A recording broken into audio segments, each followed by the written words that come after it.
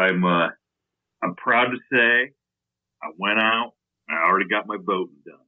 You know, I all the people on my mail route were worried about the mail-in voting and stuff. And I saw the box there in front of the courthouse so they could drop off their ballots and everything. And so I just said, you know what? My last day off, I went down in the basement of the courthouse and went ahead and voted. What's the feeling out there in the Ozarks? You know, most people I know, of course, I come from a long line of political neophytes, if you will. They usually go up to the courthouse and vote absentee the day they can, first day they can, in case they die before the election. So, yeah, so that's the thing. You got to go early, or you know, you might die, have a heart attack or something, and there won't be nobody there to your vote won't count because you won't cast it, right? You won't cast it. So nobody there to carry your vote. Oh yeah, you know, but you talk about boxing down at the courthouse back in 25, almost 30 years ago now, when I was a lowly, however you say that, deputy sheriff. We used to carry those ballot boxes. And what really struck me, brought this in about 10 years ago when the Norm Coleman Minnesota Senators race, when Al Franken unseated Norm Coleman, about, very late in the process, Norm Coleman was winning by, I'm going to make up numbers, 350 votes. And then all of a sudden they found the box with 450 Al Franken votes. And all the people in power talked about how airtight the political process is. You know, they didn't want to erode the confidence in the political process or whatever. And they must have a different process than I remember, because we used to drive around and pick them boxes up. I remember going down to my hometown, I lived in a little town outside the bigger town. And there was these old gals that ran, it's gone now, a little general store since 1909, you know what I mean? Oh, yeah. You know, school marm, not even school marm looking. I don't know, just old widow seamstress. What do you call them? I don't even know what you'd call them. You know, these old maid. That's what I'm looking for. Old maid, yeah. Old maids sitting there knitting in between people coming in and casting their vote. And they took these votes, and I ain't kidding you. It was like they were in these ballot boxes where these old galvanized things that looked like the remember the milk box on your phone? Oh, yeah. Yeah. Mm-hmm. It looked like a milk box. It looked like a square minnow bucket. You know what I mean? It was square minnow bucket. Yeah. Hey, there's still people in Cyrus that have those. Has one of those milk boxes. It's got the styrofoam on the inside. Yeah. You know the best way, people don't know what to make. If you go watch the movie Goodfellas, who's the bad guy in Good? Who's the good bad guy in Good? Wasn't it Goodfellas? No, you're thinking about Chad Pellman. No, I'm thinking Ray Liotta. Oh, pistol whips somebody and then puts the pistol, hide the gun, and she hides it in the milk box behind 2 glass bottles of milk. Oh, that's right. That's right. Whatever movie that was. Well, it was Goodfellas. It was. Yeah. Yeah. That was what? Was that Goodfellas or was that? Yeah, it was Goodfellas. Yeah. So anyway, they had these galvanized square boxes with a little slit in the top, and they had a little rinky-dink lock. It looks like something you'd put on not even a luggage lock. I don't even know what it was. They would carry 2 or 3 of these things, try to arm carry them out, or they'd get us stud deputies, and we tried to carry 3 or 4 so you made less trips. You'd drop stuff, and you'd try, if you filled your back seat of your car up, you put something in the trunk or whatever, and sometimes, I don't remember, sometimes they'd ride with you, sometimes they wouldn't, but anywhere in the process, I've watched all the Jason Bourne movies, so I know some stuff can happen. You know what I mean? So anybody could have, nefarious operatives could have introduced more milk cans full of votes, and then these same old gals come out and I like how you made the jump from old maids to Jason Bourne. Well, I was going to say, I flunked out of a Division I college. Okay. But some of these poll workers can't spell college. So they're in there counting and regulating this stuff. And I don't know if necessarily it's the airtightest thing you know what I mean? I think in some ways trying to sneak in the county fair would be harder, is more tightly regulated. The beer garden at the picnic is more tightly regulated than these dudes driving around picking these boxes up and bringing them up to the courthouse and stacking them up for a bunch of people that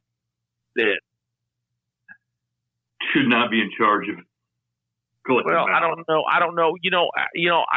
This segues into a bunch of stuff, and I don't want to alienate any of my few fans, but America is an odd deal, right? Because we have people, because of the voting process, you have input on international geopolitical situations and history like no other country has, right?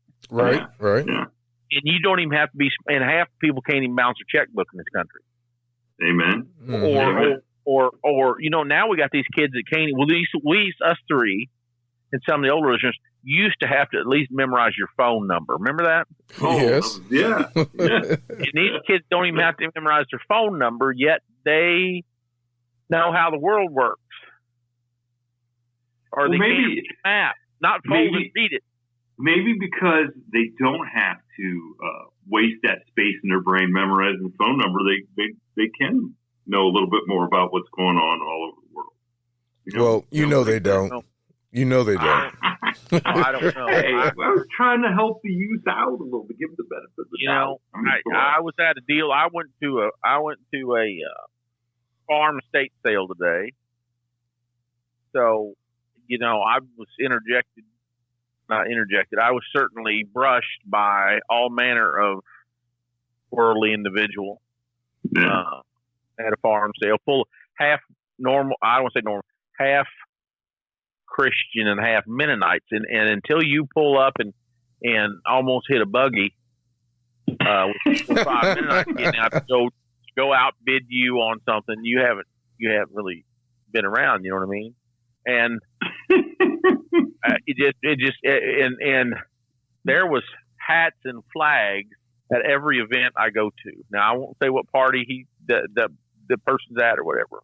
I just don't know. I just don't know about where I was even going with this thought. I'm so strung out now on the political process. But well, what I was saying is, we could bring up here is we can congratulate Jason, the producer. We were talking about the courthouse. He's going to start a new job here in a couple of weeks with our very own the judge. That is true. And that segues into, I tried to write a pilot one time called The Courthouse. That's another topic. So when there's issues, a lot of times judges, first of all, I want to congratulate you, Jason. And that is, courthouses are their own little world. Some of them are larger than others, but they're all their own little world. And so, judges, when I was young, back in them days, if you got arrested in the state of Missouri, they could only, without a warrant, they'd only hold you for 20 hours. After the 20 hours, the jail would have to let you go unless you were officially charged. And that officially charged meant the prosecutor had a charging document that a judge signed off on, right? Right. So if you're working in the weekends, like I started out as just a punk in the jail, and always working the weekends, nights and the weekends. So people would get arrested Friday night or Saturday night, Saturday morning and Sunday morning. The on-call prosecutor, some of them were better than others, would come in there and say who you got sitting on 20 hours. And some of them were, if you had somebody just drunk in public or whatever, they didn't worry about it. But I mean, if you had a true assault, or if you had a real crime, they would want to get the paperwork taken care of to keep that person behind bars, or at least have them a bail set. Okay. Which led to me getting in the car and running this stuff over to the prosecutor to get this, or ultimately taking to the judge. And certain judges, I don't want to erode your confidence in, because they're elected here. Including our very own judge. Maybe they're sober enough to, sometimes they want you to read it. Or sometimes there's one old judge, and I think he's dead now, so I'll just say, I go out there and he'd be drunk in a hot tub with 2 or 3 old gals or whatever, and he'd say, let's read that thing to me. I don't want to get water spots on it. He'd be smoking and drinking. I'd read him, what's that guy's name? Say his name again. Say his name. Okay, I think I sent his daddy up. You know who his daddy? You know who his parents are? And you'd say, and depending on if you did, and you give him a little genealogy, say, oh, he ain't a bad kid. You know, we're going to take this route. Or he'd say, well, by God, they didn't fall far from the tree. We're going to make it 10,000 cash only. You know, and that is the criminal justice system as it used to be. I mean, maybe there's some pockets of you know, Mayberry that they're still that way. I don't know, but at that time, so when we have these vast election fights and one party's going to sue the other party, you just hope that the deciding factors, and I don't want to rail on the legal profession, but you hope all parties involved are at least sober enough to read the filings, much less make an informed decision, right? Yeah, you'd hope so. I mean, you know, but my gosh, I don't know. So, you know, these elections we have are just rolling the dice a lot of times, you know? Right. And the average person, this is the sad part, the average person, I wouldn't even have this conversation 40 years ago. Our parents and grandparents lived in a different America, right? Amen, yeah. Where you didn't have to go very far to get crazy. You know what I mean? Crazy was a short trip. Yeah. But I mean, if you've seen some of the things, now, I mean, just watch the news. I don't even have to rail on the people around here. I can just say, you know, just look at the people out there in this country now. If you want crazy, all you got to do is walk out to the street. The lucky people have to go to the street. Unlucky people find it in their own house or building. But you know what I mean? Oh, yeah. The world is just insane. So I can only imagine where this is going to end up in a few years, unless that meteor hits. You see that meteor the size of a refrigerator is supposed to hit us? No, when's that? Yeah, well, you know, the little one's coming in the next month or two, but there's one the size of 479 meters, because the guy was trying to say that's the size, 379 meters. He was trying to say that was the size of 4 football fields.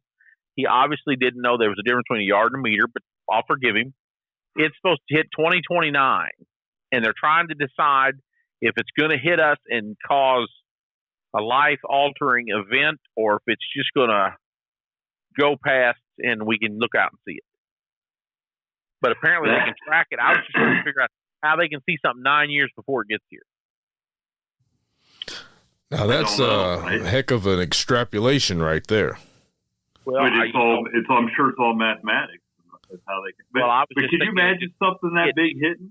No? It just makes the election just completely irrelevant. If you think this, because they said the refrigerator thing will either burn up, because if it reaches the surface the size of a refrigerator, it'd be like 10 Hiroshimas or something. Okay. Yeah, that's probably about right. But hopefully it'll burn up in the atmosphere. Yeah, and I know this is way deep for a normal house. So I'm listening to this today. The guy says that, you know, the speed of light, the flash is going to come at 186,000 miles an hour, but the shock only travels, you know, when you see it ripple through the earth, it only goes 400 meters a second, and it might wipe us all out. So if people really thought about how fragile the world is, maybe the election wouldn't seem that big a deal, right? All right. Amen. Thank you for tuning in to this week's episode of the From the Shadows podcast. Until next time, never shy away from the darkness or what may be lurking in the shadows. We are out. God only knows what time